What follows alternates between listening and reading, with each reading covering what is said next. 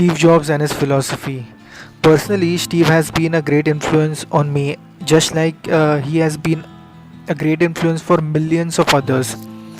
He has not particularly been a philosopher throughout his life, but whatever he said actually became a philosophy later on because it was so wise and so profound.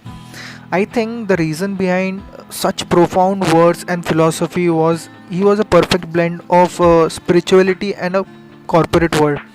Most of his life, his younger ages, he has spent through finding spiritual dimensions of his life, understanding what is life, and trying to find out the deep enlightenment meanings. And then he moved toward the corporate world. He made Apple. He grew it to such an extent that it became world's biggest company in IT sector. People like him are like once in, let's say, 100 years or 200 years, someone like Einstein will come, someone like Newton will come, and then someone like Steve Jobs will come, and they will revolutionize the world, and then they'll go. So he's right up there with them. He, by his vision, has changed many dimensions of the industry. See, in his small brief life, actually, he lived only for about 56 years, and he eventually lost his life to a life threatening disease. But in this brief life of 56 years, he revolutionized the world not just through his products but also through his leadership, his vision, his desire for perfection, his desire to create products which are like extension of our natural abilities.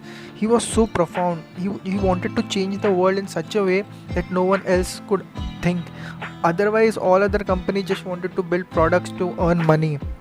But for him, these products were like his babies. Okay, he just went into them. He was like total freak. He was so insanely attached and deeply engrossed in his work. It is only through this that simplicity came out, those products came out you know which guide the world today, which make the world a better place to live, which make the world a easier place to live.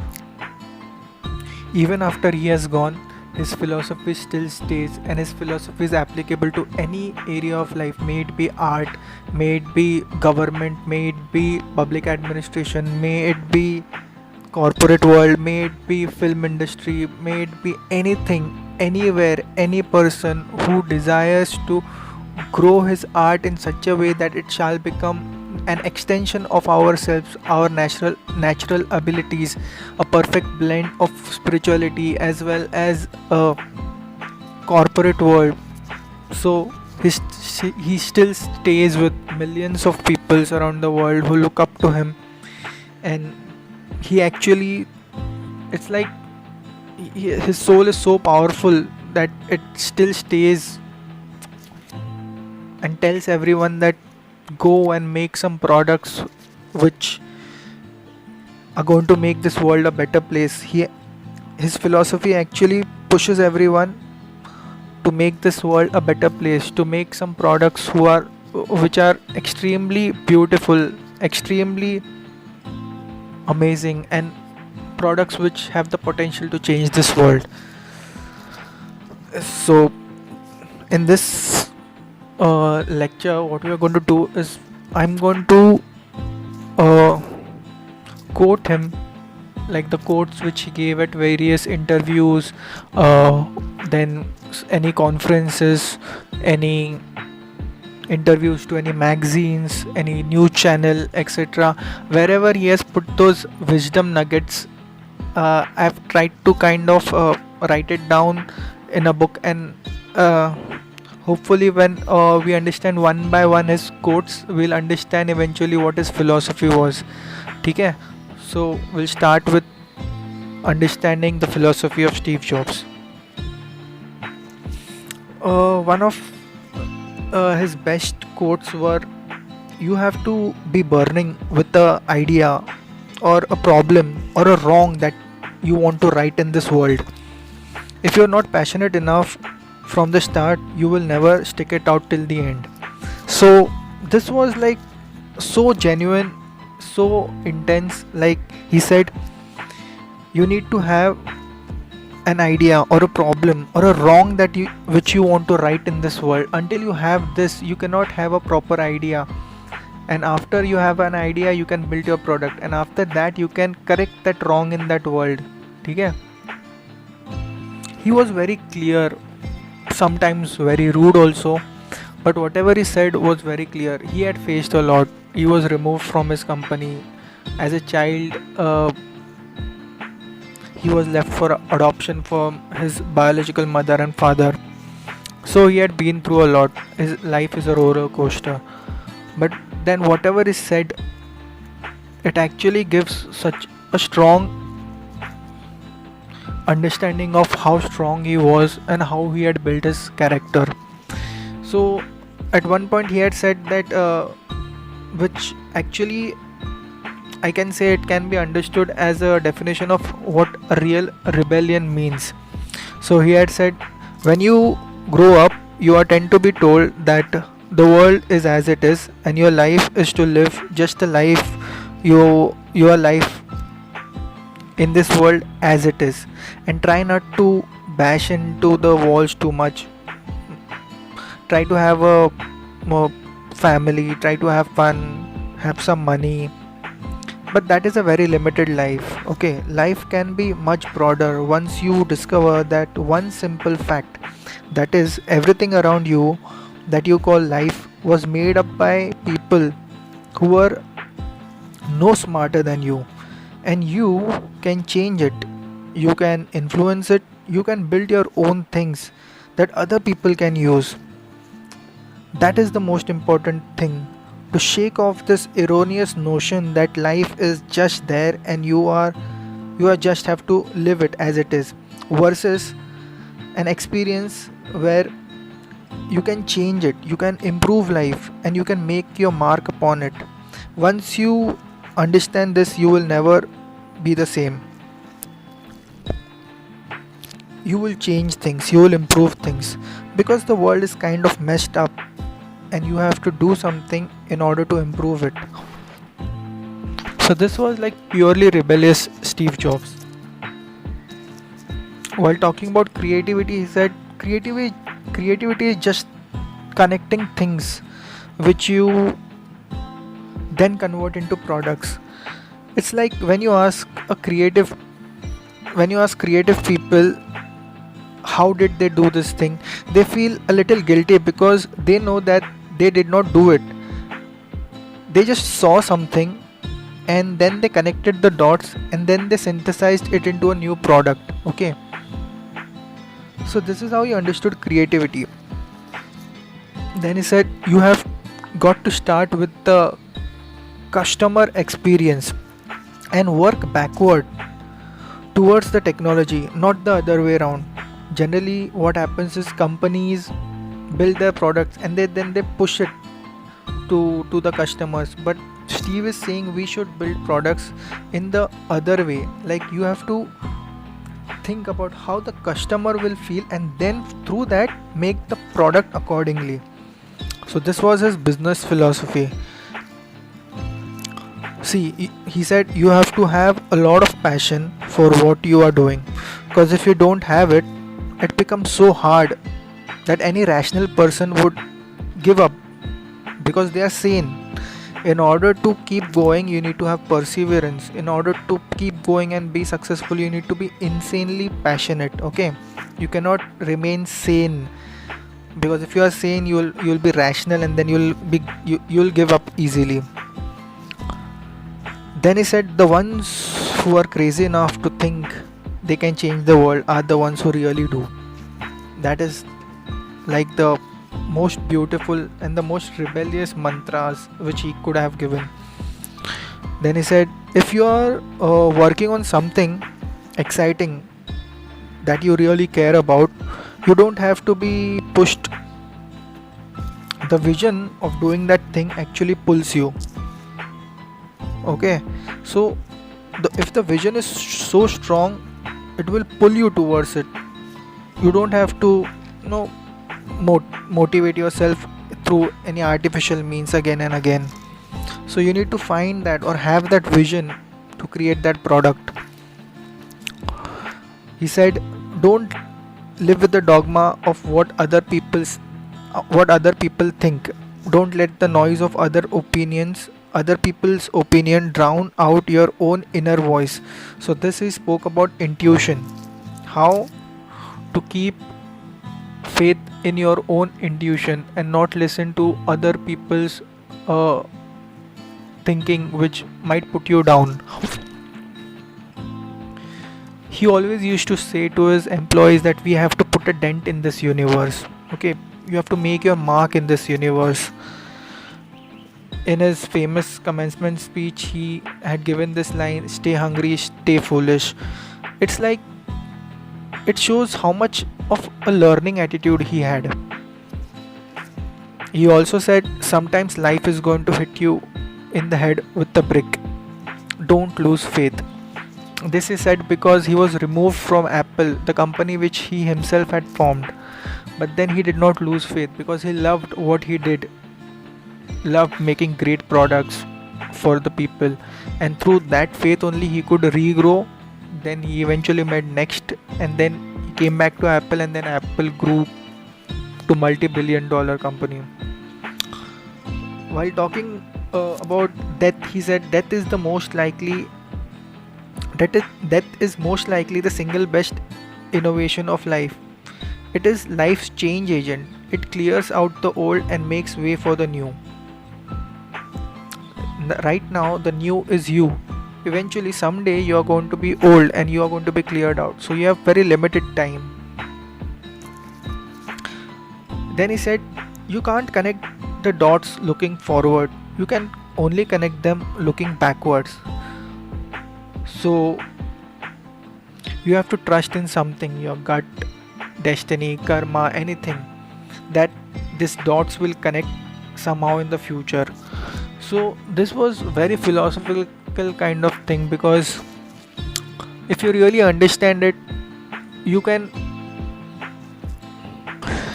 really be out of any mental torture, because I think such lines come out after enlightenment only, and I think he was highly enlightened in a way that he understood basics about life, and he just understood he had a little time here, he had to make some great products, and he had to go. He said you have got to act, okay, and you have got to be willing to crash and burn. If you are afraid of failing, you will not get very far, but if you are willing to crash and burn, you can get very far. In his humorous way, he said that people who know what they are talking, they do not need PowerPoint. His presentation skills were really amazing. Actually, on the slides he never used to keep more than 2 or 3 images, because he said just listen. There's no use on looking at hundreds of lines of PowerPoint. If the person who is speaking knows what he is speaking, the audience will eventually understand and get the message. You don't need PowerPoint here. So he kind of was, genius type. That's why he said all these things. Again, in his humorous way, he said, it does not make sense to me to hire smart people and then tell them what to do. We hire smart people so that they can tell us what to do.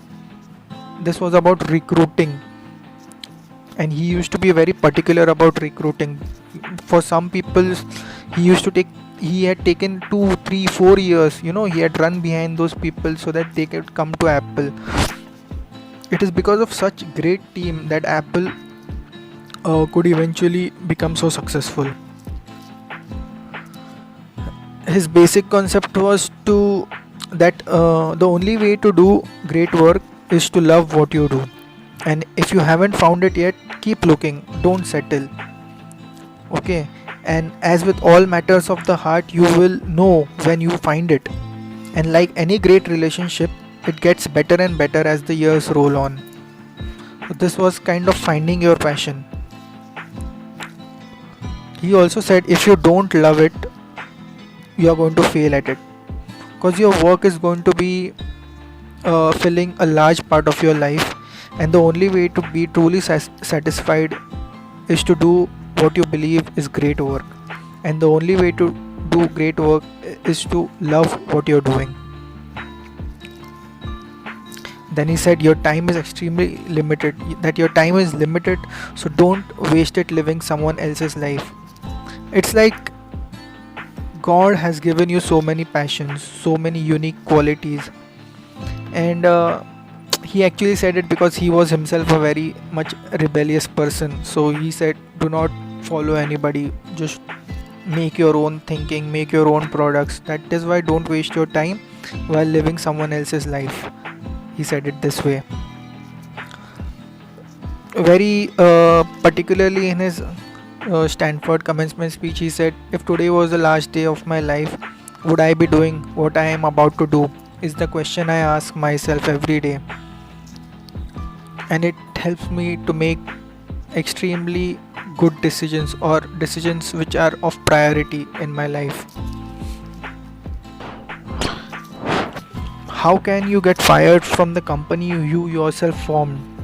It was like Apple, Steve Jobs had made it, and one day a group of board of chairmen and all these management people came and they said, Steve, you are hurting the company, and it is becoming increasingly difficult to work with you. And they said you have to leave the company. So he was in shock. He was like about in his 30s, and he was publicly removed from Apple. And then after that, Apple started declining, the share market started declining, there was no innovation in Apple. So removing Steve Jobs was the greatest mistake that Apple had done. But when they called Steve Jobs back, and when Steve Jobs became the CEO after 10 years, after that there was no stopping for Apple, because with Steve came the core philosophy, with Steve came the core ideals on which Apple was formed. That is why Apple became so successful later on. He was very straight. He said, I don't care about being right, I care about doing the right things. Very philosophical again. He said, death is the only destination we all share. No one has ever escaped it. No one wants to die, he said. Even good people who wish to go to heaven do not want to die.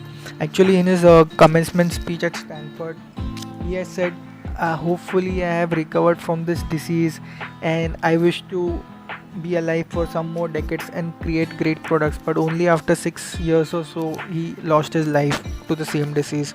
So that was big loss for the world. He said that the best way to create value in 21st century is to connect creativity with technology.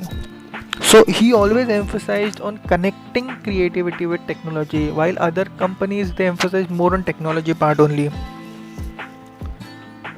Again, as I said, he was very direct. So he said, if you want to make everyone happy, don't be a leader, go and sell ice cream. If you sell ice cream, you can keep everybody happy. But if you want to be a leader, you can't. You have to hurt some people sometimes, because you have to do the right things. So that was one of his best lines regarding how tough it is to be in the position of a leader. He said one of the things that made Apple great was, in the early days, it was built from the heart. Okay, and somewhere down the line, after Steve left, Apple lost this core philosophy for building the products with their heart, and they became business oriented. That is why it could not work out. But when Steve came back, he again instilled that philosophy.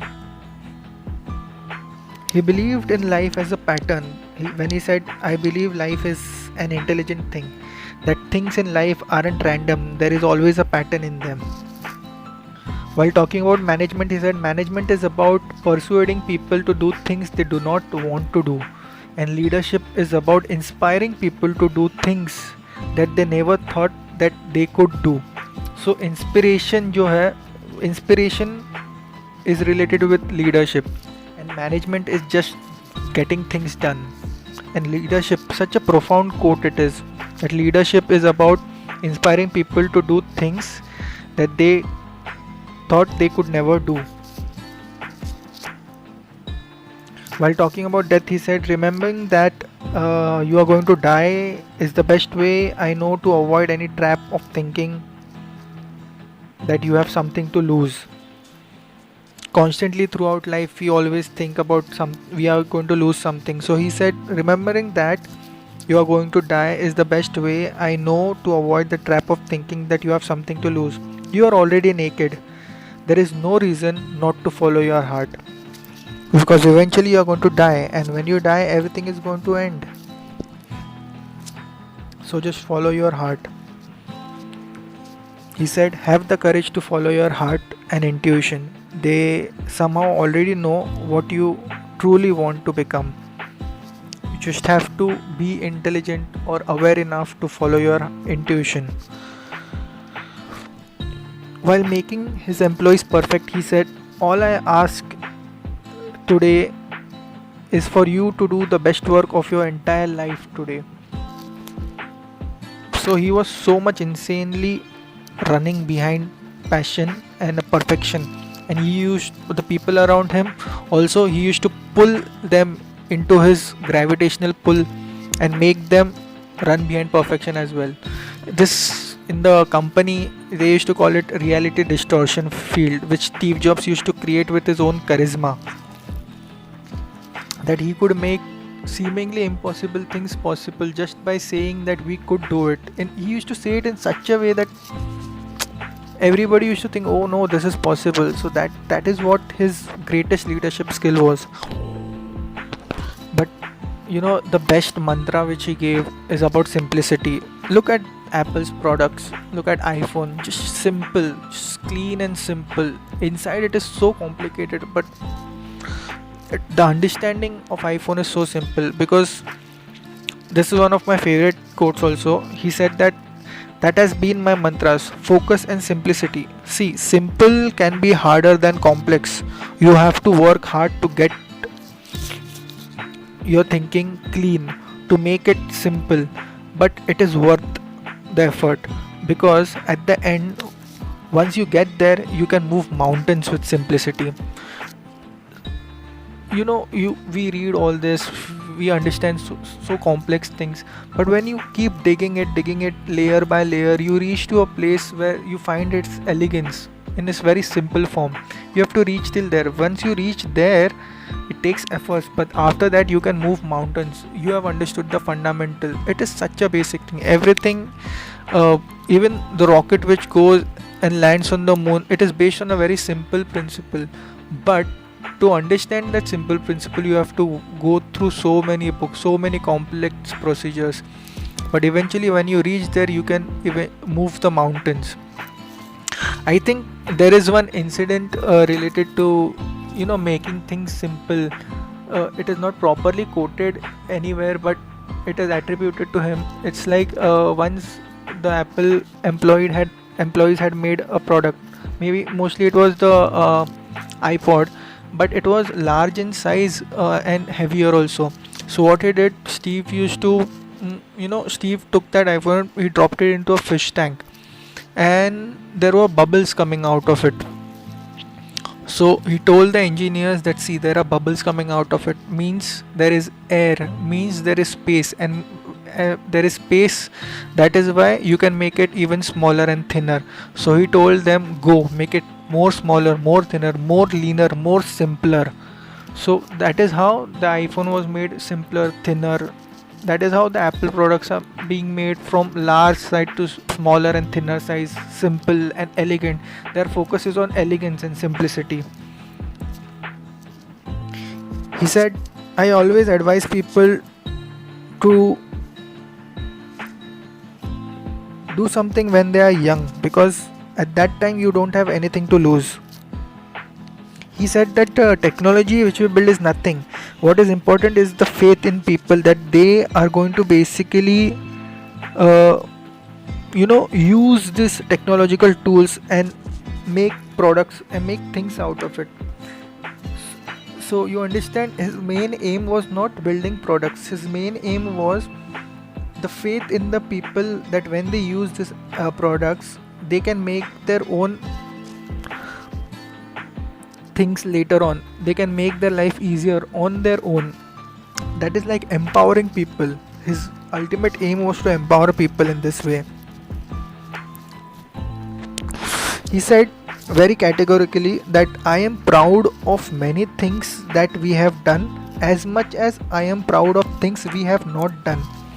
This is said because it was actually, he was saying this to his competitors because he believed that many of his competitors were making crap, and they were making that, and Apple was not making that, and it was the decision of Steve to not do many things. Like Steve did not allow to do anything which he believed was crap. That is why he was also proud of things which they did not do, and this is how what was left was good products.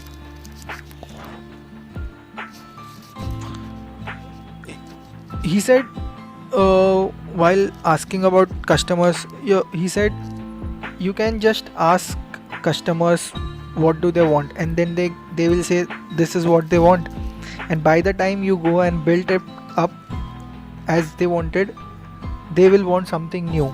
So he said that don't leave it on the customers, be proactive, understand the market, understand the user experience, be with the customers, understand what is developing, what do they want, what are the needs, what are the loopholes in the industry, fill them up and give it to the customers, because he said customers themselves do not know what do they actually want until you give it to them. His very fundamental spiritually philosophical quote was, you have to trust in something, your gut, destiny, karma, whatever, because believing that the dots will connect down the road will give you confidence to follow your heart. As we spoke about connecting the dots philosophy, he always said just believe, and when you look back you will understand in life how the dots were connected to reach at some place in your life which you are today. This is how eventually after 5 years, 10 years, 20 years you will understand why things had happened and how dots were connected to reach till the place you will be after so many 10-20 years.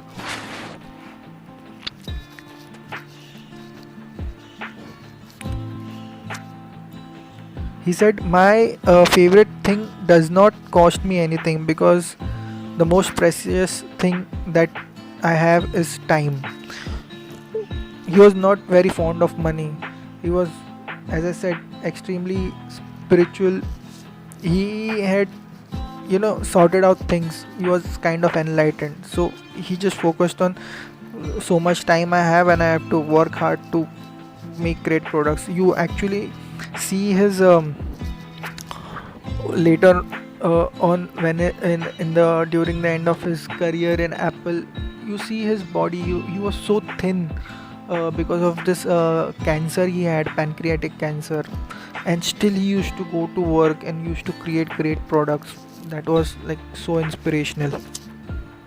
While he was young and he had dropped out from college, he said that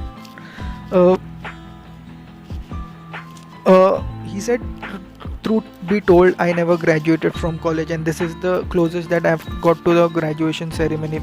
This is what he said in his Stanford commencement speech. He said he had dropped out from Reed College and he believed it was pretty scary at that time, but it was one of the best decisions that he made, because after that he could do what he really liked to do. He said it wasn't romantic. I had to return Coke bottles for 5 cent deposit to buy food with, and I would walk 7 miles across the town every Sunday night to have food at the Hare Krishna temple. So during his younger ages in the college life, when he was a dropout, he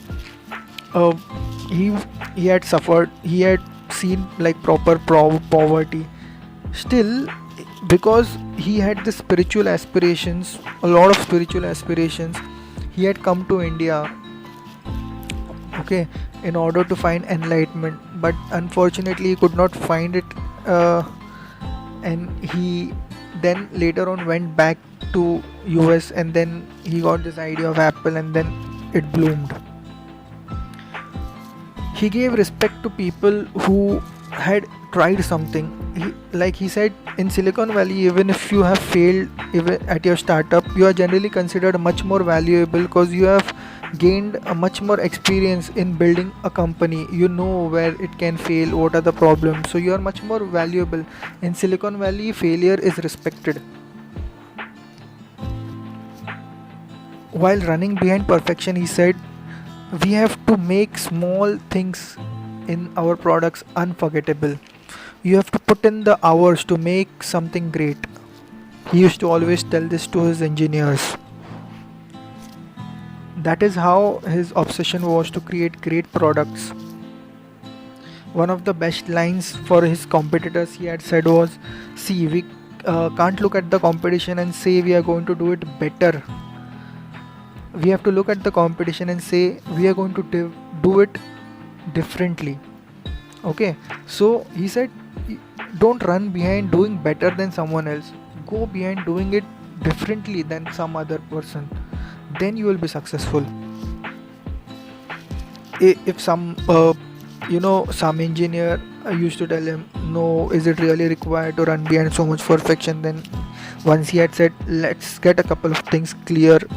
We don't do just fine things, we don't accept things as we are, we don't stop innovating, and we make only great products. See, when the leader is so strong, so passionate, that transfers to the engineers and all the workers of the company, and eventually that company becomes so passionate. So it is so important to have a strong leader. He believed that our computers and products shall be extension of our natural abilities. He said we have to make it for the end user. It's the school teacher, it's the garbage man, it's the school kid, it's some grandmother in Nebraska who is going to use our products. So we have to make it extremely simple. It has to work like an appliance. Okay, so simple. You have to make it so elegant. See, today in 2020, you see computers are easy, but this is what he was saying in 1980s. Okay, that time there were huge big computers, like hundreds of wires and all, and he at that time said, I'm going to make some products which are so elegant, so beautiful, so simple, so clear that they'll work like appliance. Even a grandmother in Nebraska, even a small kid in the school, even a teacher in the school, they can use it so simply. That was his mission, that was his aim, that is how he wanted the products to be. This is like 30-40 years ago. So at that time, this was revolutionary thinking. Today it is normal. It is normal because he thought it at that time that things could be simple. Otherwise, computers, though they were considered only for big corporates only. But now his mission is completed. That he believed his mission was to give computers to each and every person, and everyone shall use it in a simple way to make their life easier. On risk taking, he said we have to risk everything. Great artists like Dylan, Picasso, Newton, they risked everything, and if we got to be great, we have to risk everything too. While talking about entrepreneurship, he said many people come to me and say, I want to start a company, and I always ask them, well, why do you want to start a company? They say that I want to make money.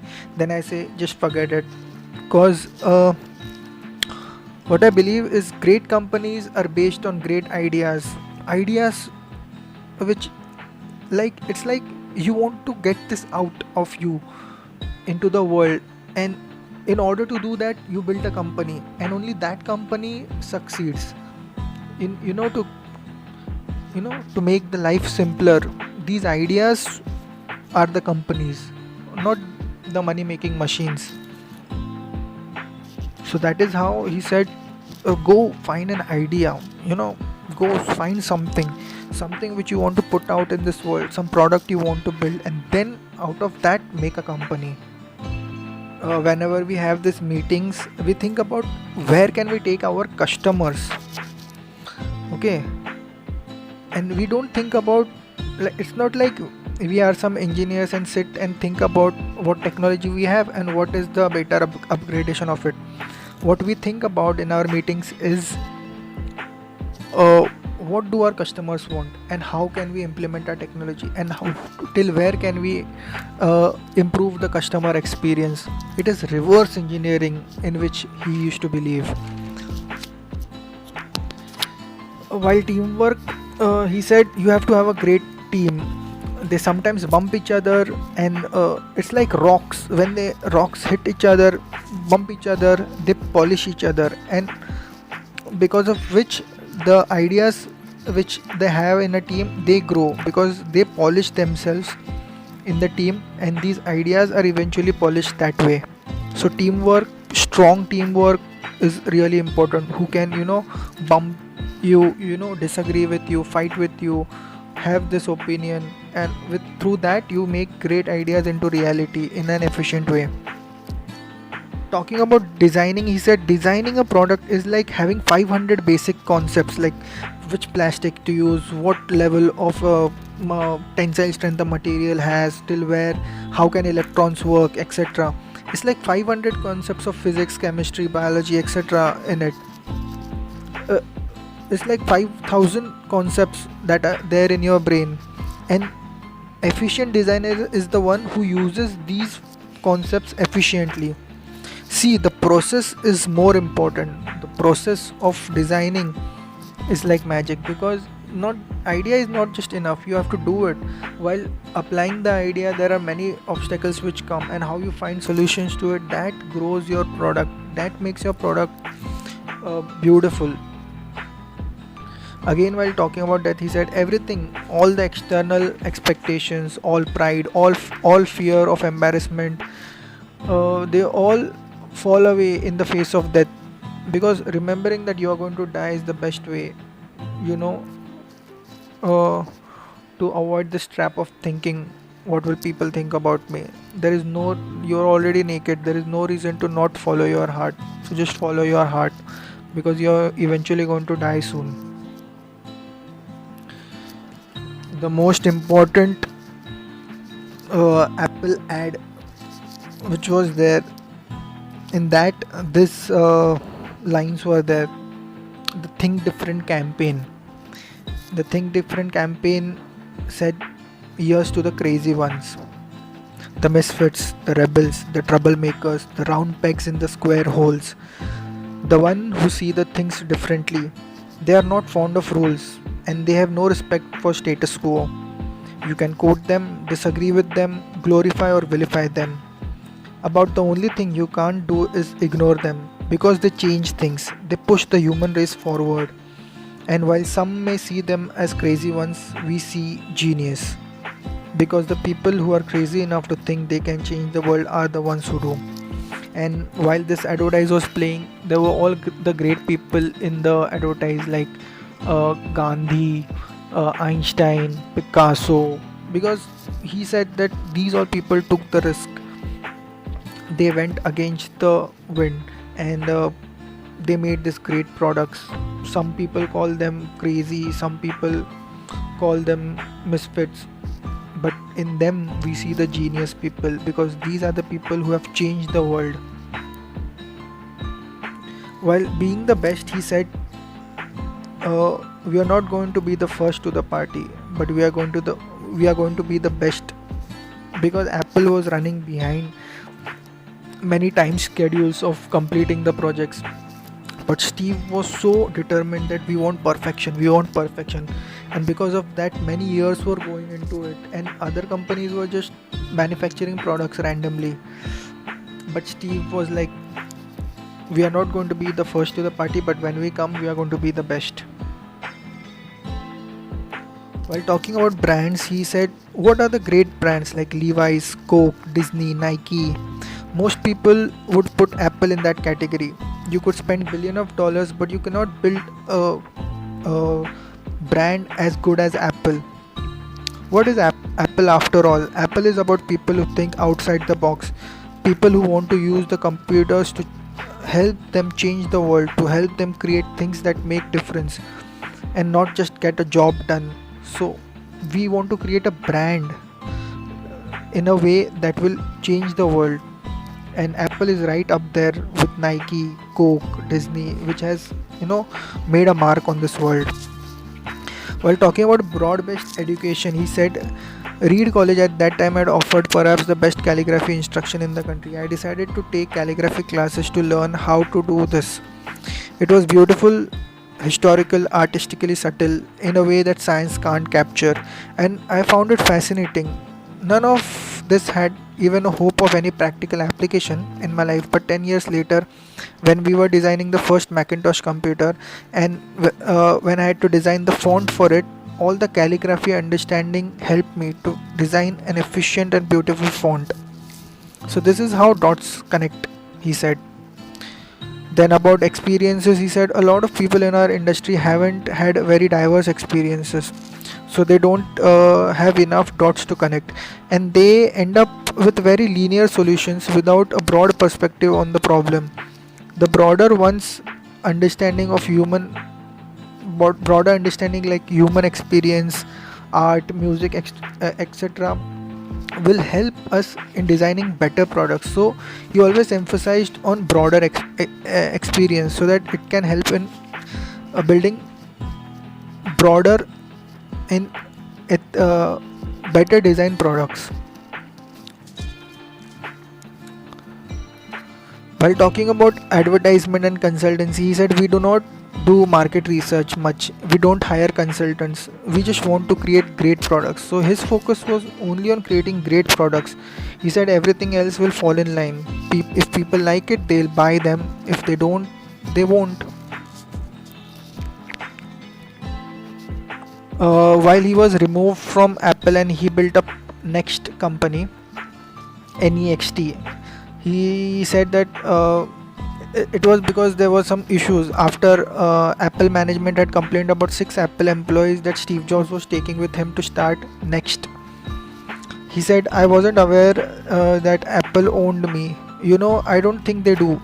I think that I own myself, and for me not to be able to practice my craft ever again seems to be odd. We are not going to take any technology or any proprietary ideas out of Apple. We are willing to put that in writing also. It's the law anyway. There is nothing, by the way, that says Apple can't compete with us if they think what we are doing is such a great idea. Like, it's so hard to think that a $2 billion company with 4,300 plus people couldn't compete with 6 people in blue jeans who are just starting up next venture like Next. He said the computers shall be for everyone. The roots of Apple were to build the computers for people, not for corporation. The world does not need another Dell or Compaq. He used to always, taunt other companies. It's kind of, thug life. While talking about computers, he said, what a computer is to me is the most remarkable tool that we have ever come up with. It is equivalent of a bicycle of our mind. It makes our thinking process so easier. Like, it's like going on a bicycle rather than walking.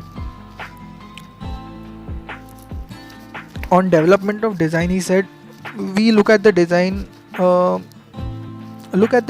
lot of consumer products today. They are really complicated surfaces. We try to make something much more holistic and simple. When you first start off trying to solve a problem, the first solution you come up with is very complex and most people stop there. But if you keep going and live with the problem and peel more layers of the onion off, you can oftentimes arrive at some very elegant and simple solution. Most people just don't put in the time and energy to get there. We believe that customers are smart and want our objects to be well thought. They want it to be simple, and it is our work, to think through it and make such products, which other companies are not doing. He said that I end up not buying a lot of things from market because I find them ridiculous. Because another example is there. Like when he was ill, he was given a mask, but he removed that mask because he said that it's such a bad design that I don't like to wear such bad designs, because throughout his life he was focused on designs only. As these incidences are not properly quoted anywhere, but they are like people talk about it. While talking about contribution to the world, after his spiritual journey, he said that it was first time in my life that I had started thinking that maybe Thomas Alva Edison did lot more to improve the world than Karl Marx did, because he believed that at least Edison had made some products which revolutionized the entire world. So in that context he said that. He said we make tools and we are constantly surprised with what the people can do with these tools. That he made iPhone and Macintosh. Then people, he was always surprised like how creative people are. He also never thought that this products could be used in such way. So he used to be surprised how people use these products as tools, and he was very happy about it. He said it is not done until it ships, means it is about product. Until it is shipped, it is not completed. He said the journey is the reward, and he said focus and simplicity are the most important mantras of life. The organization is which is clean and simple to understand is also very accountable.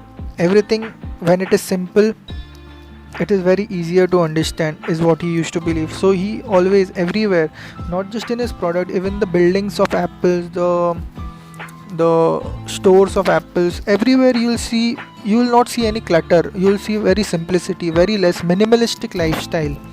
Even in his home, he had very minimalistic furniture, only 2 or 3 things. He used to live a very simple life, maybe just in a room, just one meditation pad or one lamp, just one photo or something, just furniture if it is required. So he used to live in a very minimalistic way. Everybody knows he used to wear that same proper turtleneck shirt and Levi's jeans and his sports shoes for about 15 years or even more. So he was very minimalistic. While talking about consumer loyalty, he said that it's because when you buy our products and 3 months later you get stuck on something, you quickly figure out how to get past it. And then you think, wow, someone over there at Apple had actually thought of this, that we might get this problem and they had solved this. So there is almost no product in the world that you have such experience with, and that is what makes our customers so loyal to us. So this is the reason he gave for customer loyalty to Apple. uh, he always used to taunt IBM because IBM was very big at that time. He said, it is curious to me that the largest computer company in the world, IBM, couldn't even match to the Apple II, which was designed in the garage 6 years ago. IBM, he indirectly said,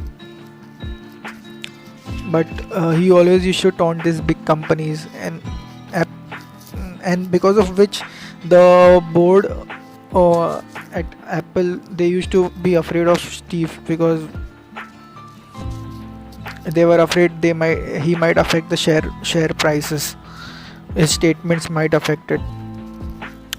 In a humorous way, he said that the report of his death is greatly exaggerated, because when the world knew that his weight was reducing and he had some issue, so many people claimed that he was dead. So then he came out and he said the reports of my death are greatly exaggerated. While talking about decision making, he said, at Apple there are only 10 really important decisions to make every week. We do not let it increase, because we want to keep our priorities straight and we want to take very efficient decisions. He said that being the richest man in the cemetery does not matter to me. Going to the bed at night saying we have done something wonderful, that's what matters to me.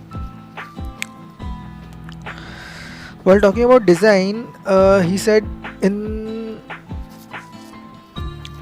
in most people's vocabularies, design means winner. It's like interior decorating, it's like fabric and the curtains and the sofa.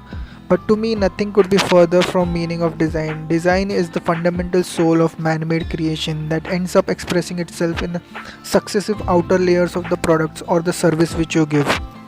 Design is a funny word. Some people think design means how it looks, but of course, if you dig deeper, it really is about how it works. So he said that design is not about how it looks, design is about how it works. And he said that to design something really well, you have to, put in hours in order to understand it properly. You have to really think about it, understand it. It takes passionate commitment to really thoroughly understand something, chew it up, not just quickly swallow it. You have to chew it. The design process, you have to chew it, not just directly swallow it. And most people do not take the time to do that, and that is why their designs are not very efficient. Look at Mercedes, he said. The proportion of sharp details, the flowing lines. Over the years, they have made their design softer and subtle. That's what we have to do with Macintosh, he said. When he had done this Lisa project, but it could not do well. So when he was asked what is the difference between Lisa and Macintosh later on he was doing the Macintosh project, which was a very famous project. So he said the Lisa people wanted to do something great, and the Mac people want to do something insanely great. That is the difference between Lisa and Mac. So that is how he did not let his failures affect him. While talking about excellence, he said people judge you by your performance, so focus on outcome, be a yardstick of quality. Some people aren't used to an environment where excellence is expected. So he was running behind excellence everywhere. While talking about which type of employees he wanted, he said that we want to attract different type of person, a person who doesn't want to wait for 5 years or 10 years to take some giant risk. So he said he wanted someone who really wants to get in little over his head and make a little dent in the universe right now. And he also said my job is not to be easy on people, my job is to make them better. While sometimes he had to fire employees, and he used to do it randomly also sometimes. If he felt that the employee is not matching the vision of Apple, he used to fire him. So he said it's painful when you have to, fire some of the best people in the company.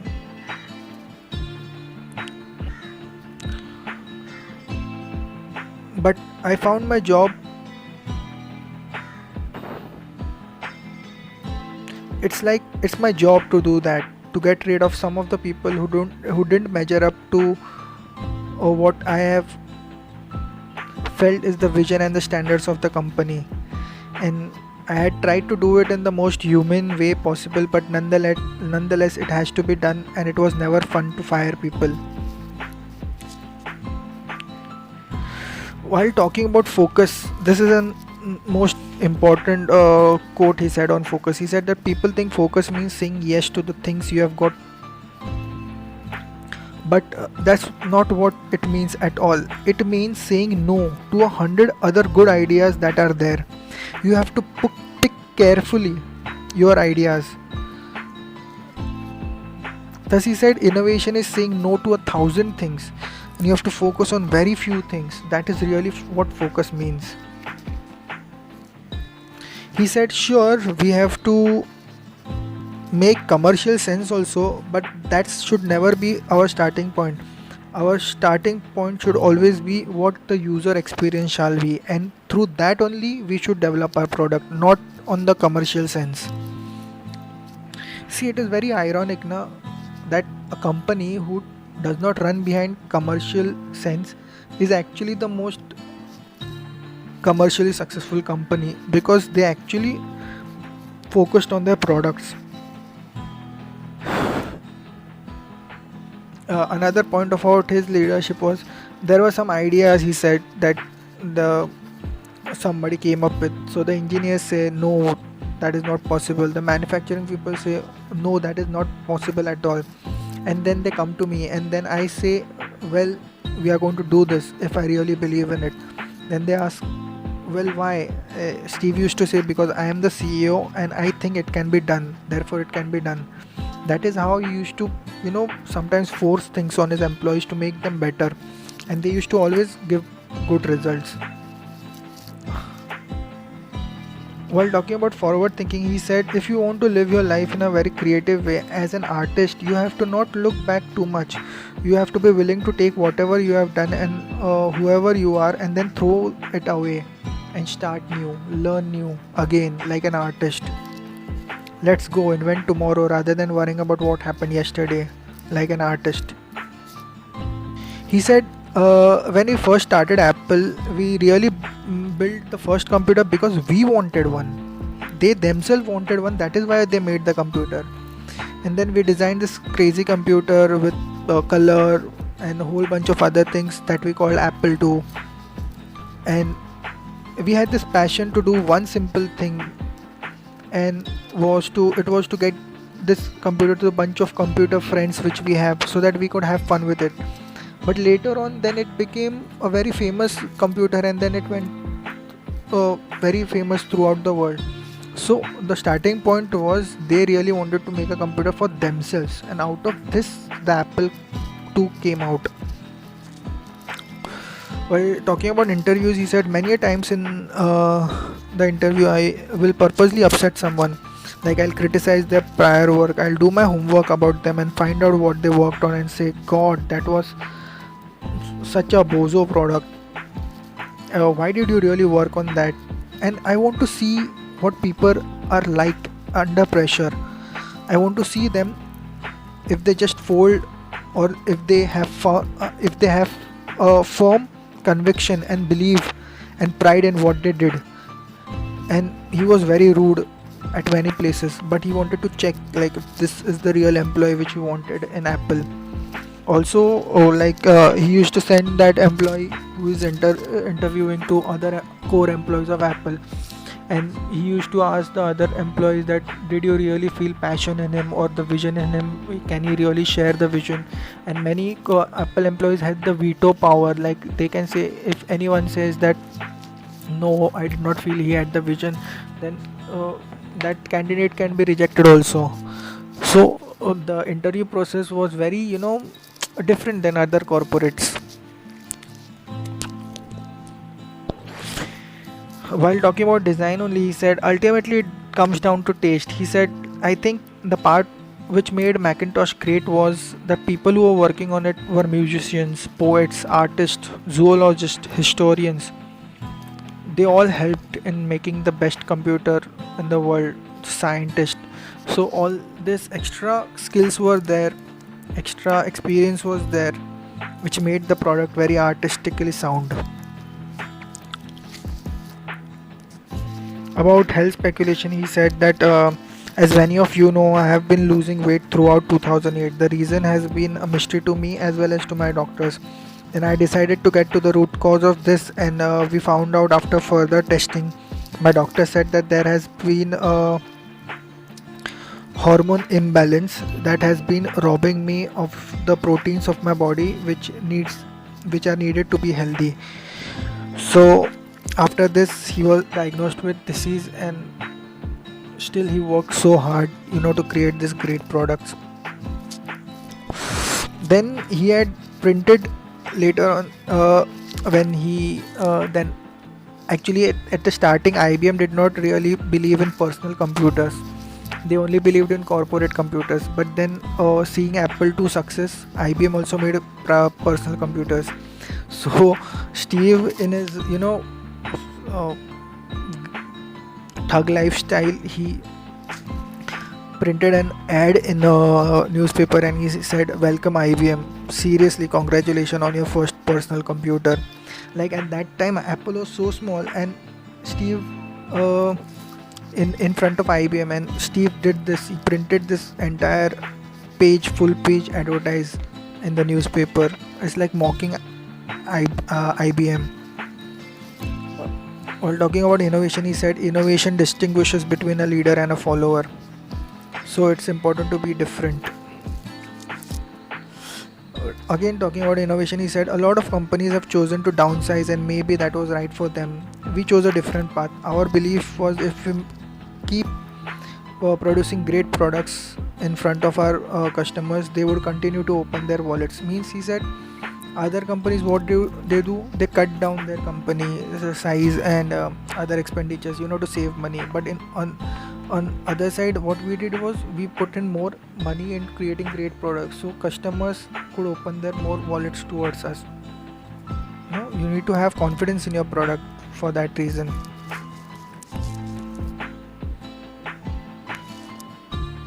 And our customers also trust us that we are going to create great products, so we have to respect that trust. We have to challenge ourselves and surprise our audiences with something new every time. He said, I think artistry is right. It's like talking about observation. He said, I think artistry is in having an insight into what one sees around them, generally putting things together in a way no one else had ever seen before, and finding a way to express that to other people is like proper artistry and insight and observation, which is required to create great products. Steve said that Apple can innovate faster than anyone else. That is the biggest plus point of Apple, that it can analyze the market, it can understand what the really the customers want, and it can innovate very fast. Okay. Then about interdisciplinary talents, he said that I have never believed that they are separate. Like Leonardo da Vinci was a great artist and a great scientist. Michelangelo was a tremendous amount. Michelangelo knew about stone at the quarry. He so he also said that the finest computer scientists I know are all mostly musicians as well. Some are better than others, but they all consider that it is an important part of their life in order to have interdisciplinary talents. I don't believe that the best people in any of these fields see themselves as only one branch of that tree, but they have many branches, and that is what makes them great.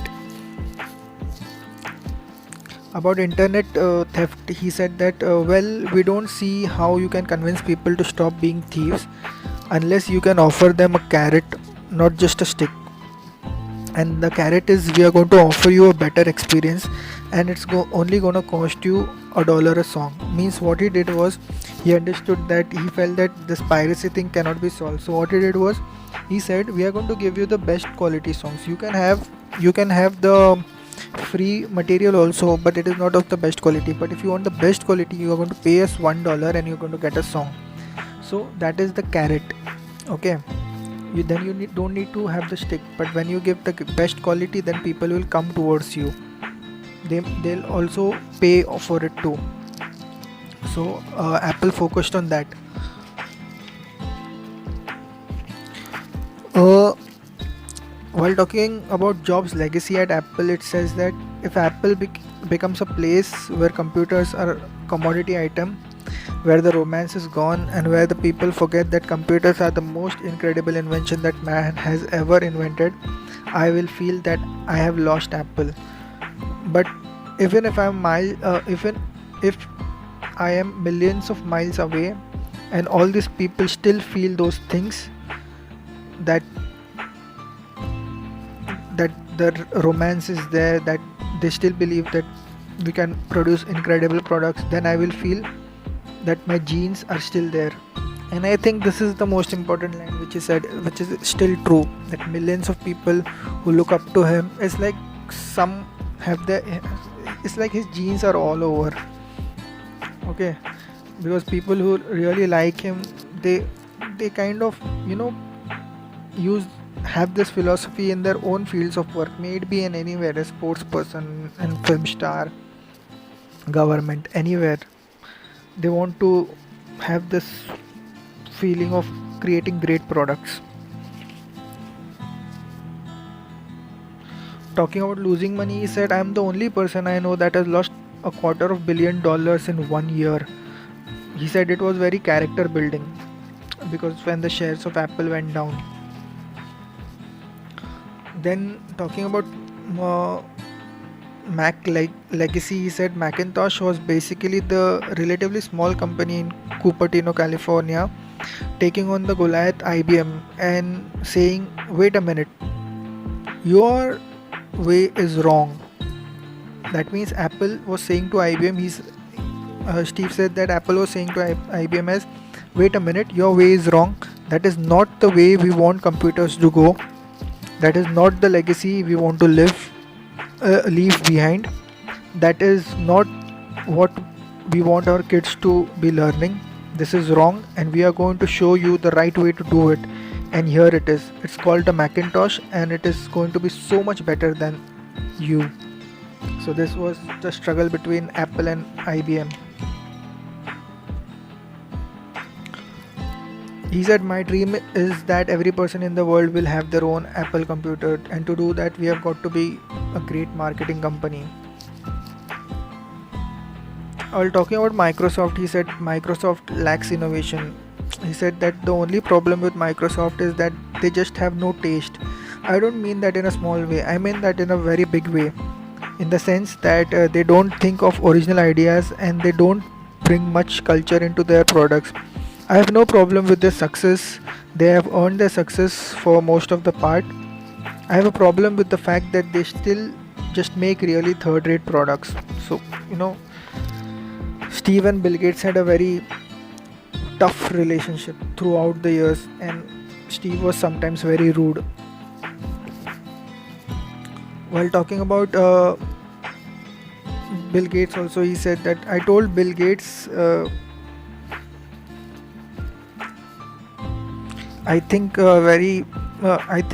wish him the best, but I just think that he and Microsoft are a bit narrow. He'd be a broader guy if he had dropped acid once or gone off to an ashram when he was younger. So this is how Steve used to tease, or Steve was sometimes rude, because the case of the issue of there were many cases and issues where Microsoft kind of took the lead from the Mac team, and then it developed and Mac was left behind, and Steve and Bill, there was many lawsuits and cases, but then eventually it became normal later on. You can actually watch their interview together at DeFi conference. It's about more than 1 hour, but it's like two of the greatest of the time sitting together and giving an interview. Then talking about misplaced values, he said, "My main reaction to this money thing is that it's humorous. All the attention to it is very confusing because it's hardly the most insightful or the valuable thing that has happened to me in the past 10 years. But it makes me feel odd and old sometimes that when I speak at any campus and I find that what students are most in awe of is the fact that I am a millionaire." So he said that there are many misplaced values in the students. They are not running behind the products or my philosophy, but they are impressed by my millionaire tag. While talking about money, he said innovation has nothing to do with how much you spend in research and development. When Apple came up with the Mac, IBM was spending at least 100 times more in research and development. So he said it's not about the money, it's about the people you have and how you are leading them, or how you are led, and how much you can get out of it and create a product. He said, "I was worth over $1 million when I was 23, and then over $10 million when I was 24, and over $100 million when I was 25. And it wasn't important for me because I never did it for the money," he said. While talking about motivating employees, he said, "What happens in most of the companies is that you don't keep great people under working environments where individuals' accomplishments are encouraged. If they feel discouraged, then the great people leave and you end up with mediocrity." I know this because that is how Apple was built, and we always keep great people at Apple.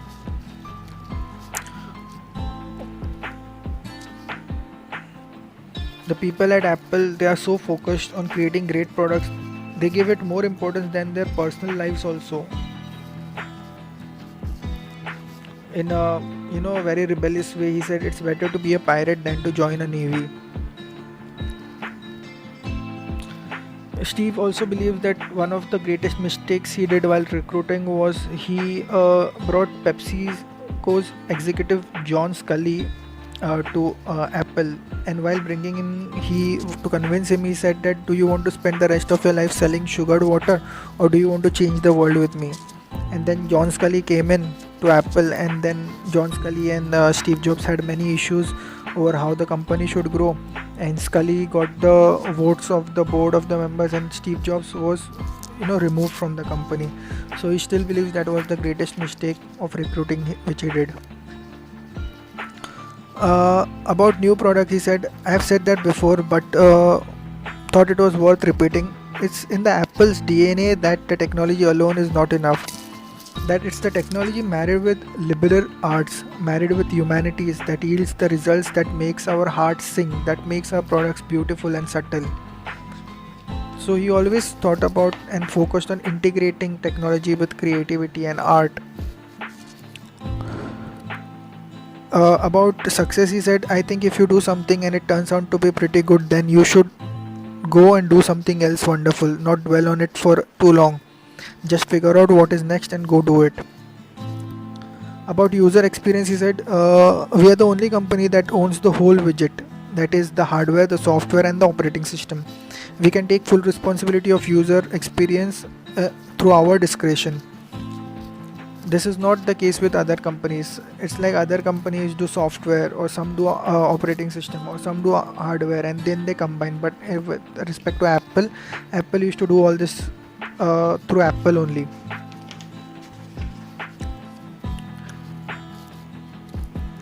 About passion, he said that people say you have to have a lot of passion for what you're doing, and it's totally true. And the reason is because it's so hard that if you don't, any rational person would give up. It's really hard, and you have to do it over a sustained period of time. So if you don't love it, if you're not having fun doing it, you don't really love it, you are going to give up. And that's what happens to most people. Actually, if you really look at the ones who ended up being successful and in the eyes of the society, and the ones that didn't become successful, oftentimes it's the one who was successful loved what they did, and so they could persevere when it got really tough. And the ones who didn't love it, they quit because they're sane, right? Who would want to put up with this stuff if you don't love it? So it's a lot of hard work, and it's a lot of worrying constantly, and if you don't love it, you're going to fail. So you have got to find what you love, and that is true for your work as it is for your lovers. Your work is going to fill a large part of your life, and the only way to be truly satisfied is to do what you believe is great work, and the only way to do great work is to love what you do. Don't settle.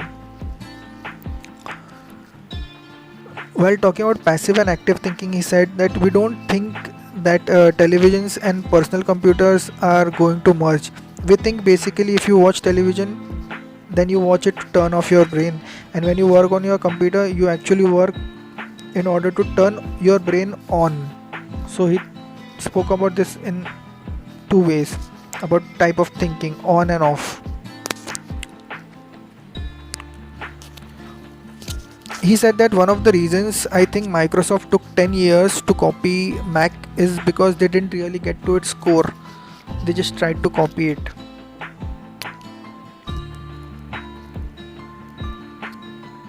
While talking about perseverance only, he said that I'm convinced that half of what separates successful entrepreneurs from non-successful ones is pure perseverance.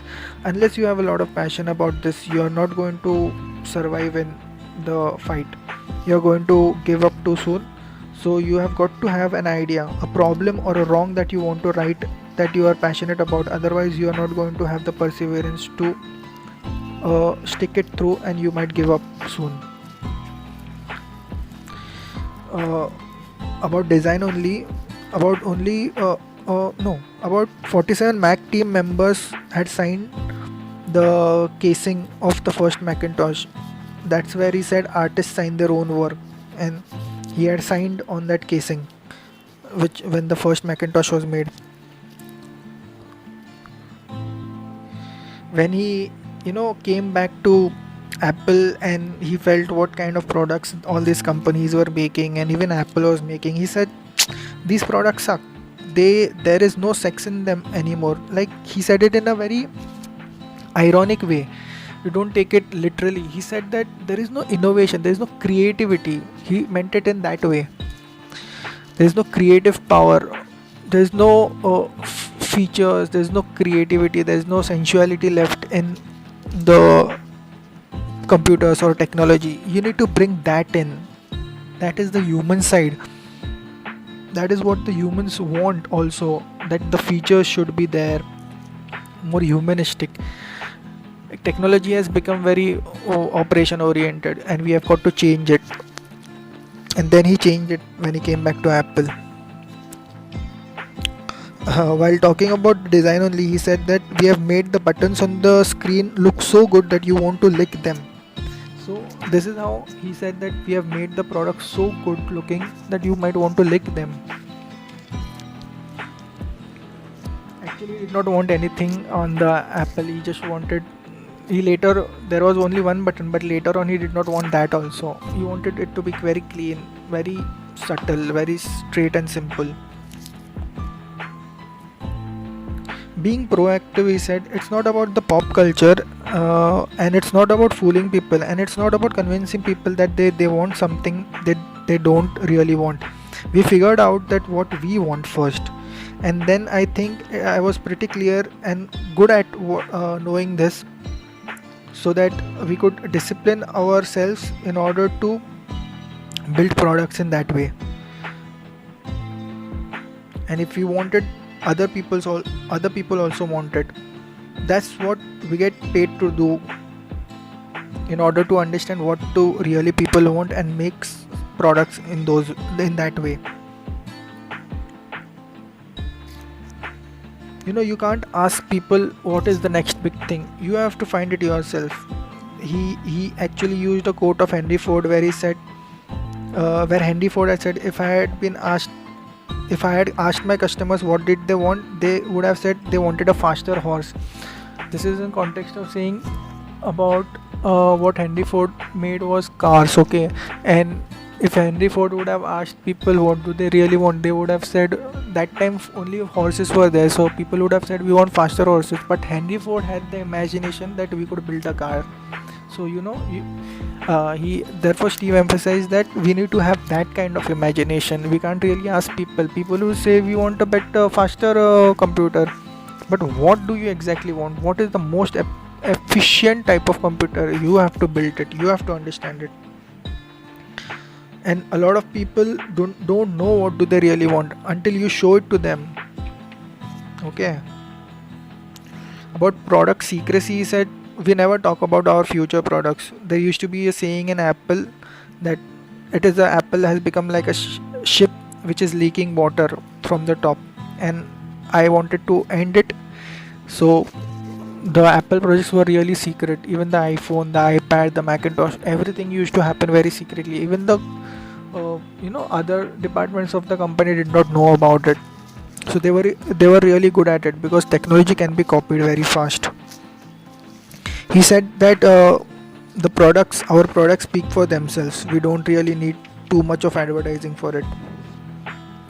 While talking about quality, he said, we just wanted to build the best thing that we could build. When you are a carpenter making a beautiful chest of drawers, you're not going to use a piece of plywood on the back. Even though that plywood faces the wall and nobody will see it, it's there. Okay, you have put it there.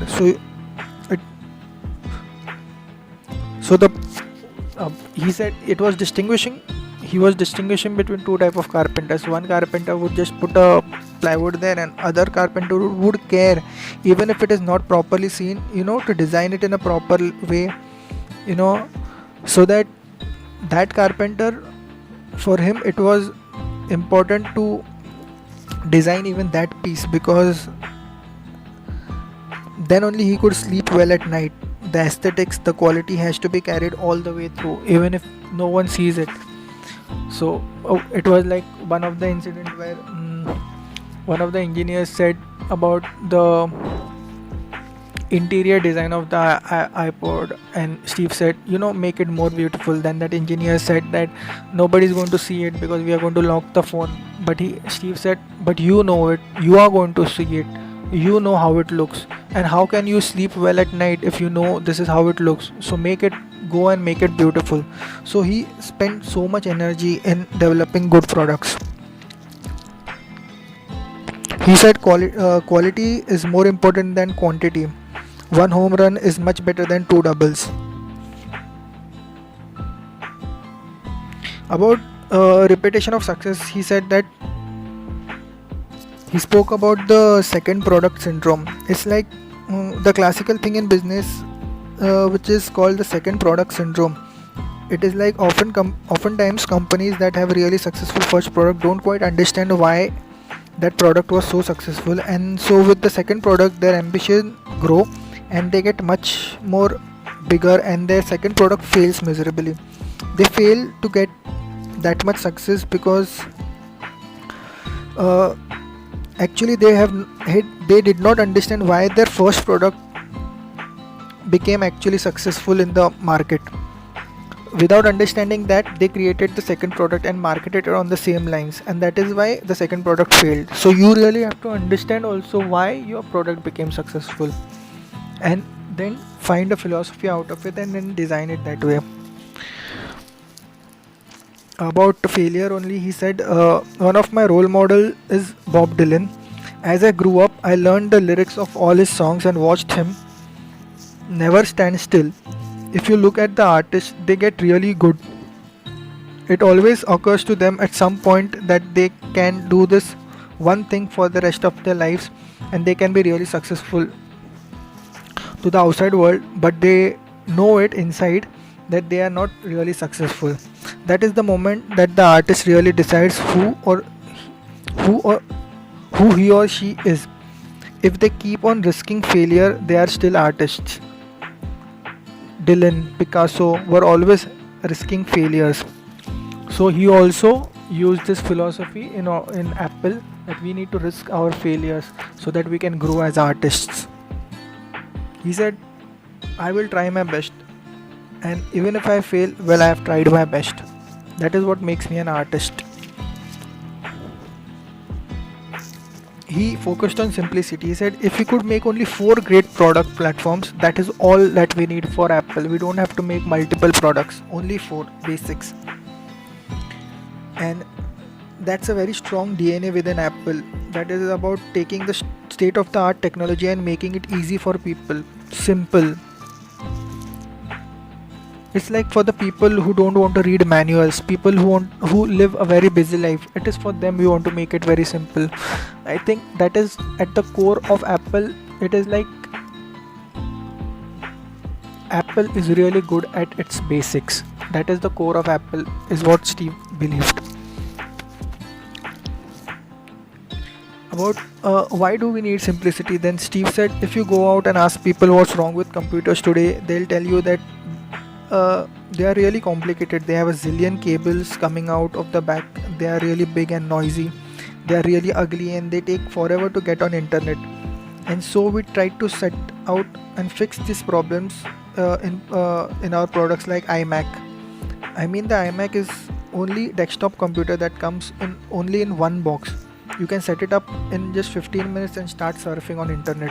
That is how simple it is. But he said today it is possible with new computers in 2020, but he said it back in 1990s. So at that time it was super efficient, super fast. He said, we have reviewed the roadmap for our new products and axed out more than 70% of them, keeping only 30%. Like, it's like when he came back to Apple, he removed about 70% of the projects that the company was doing and he focused only on 30% of the projects.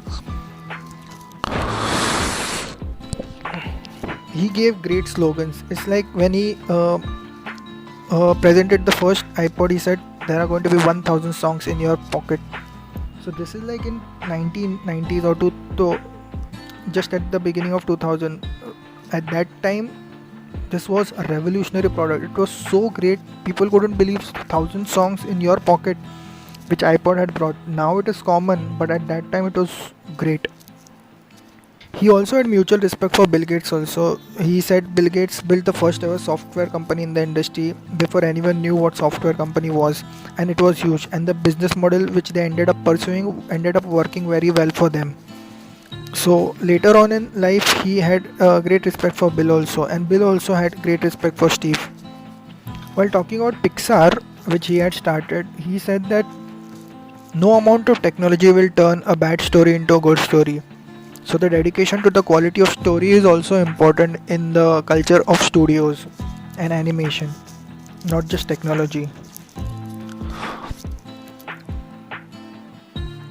He said, I have at least got one more great computer in me, and I hope Apple gives me that chance to, make that computer. Then Macintosh came, and then it became very famous computer of the world.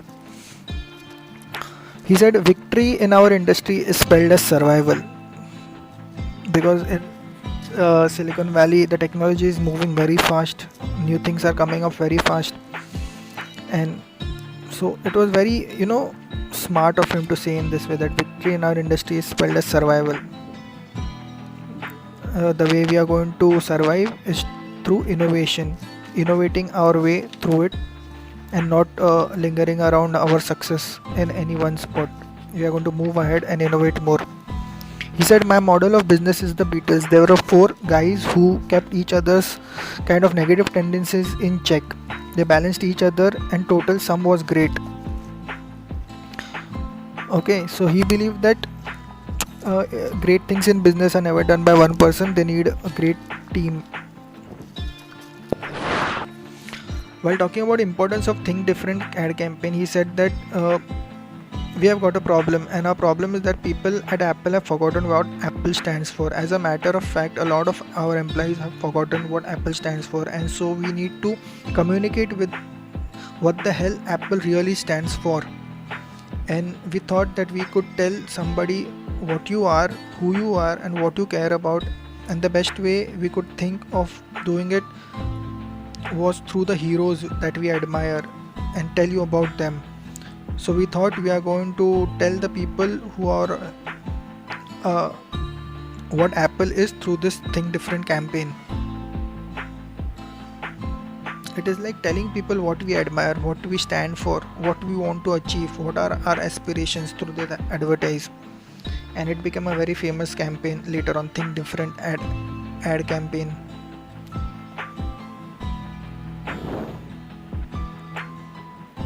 About simplifying the problem, he said, once you get into the problem, you see that it's complicated, and then you come up with all this convoluted solutions. That's where most people stop, and the solution tend to work for a while, but the really great person will keep going, finding the underlying problem and come up with a very elegant solution that works at every level. That is what we wanted to do with the Mac. We wanted to reach a solution, such a basic solution, such a simple and elegant solution that would work at every level of any level of problem and every type of problem in the Macintosh.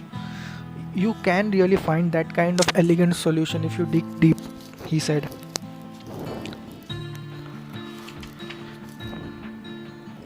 He said, I got very interested in people who had discovered something more significant than just intellectual things. He loved abstract understanding. That is why he started to follow Zen Buddhism also. He said, we do not want to make Me Too products. We are gambling on our vision, and we want to rather make different and great products rather than making Me Too products.